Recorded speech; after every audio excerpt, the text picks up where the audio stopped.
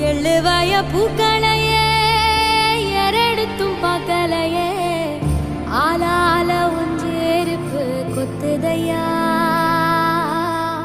அச்சருந்த ராட்டினம் போல சுத்துதையா.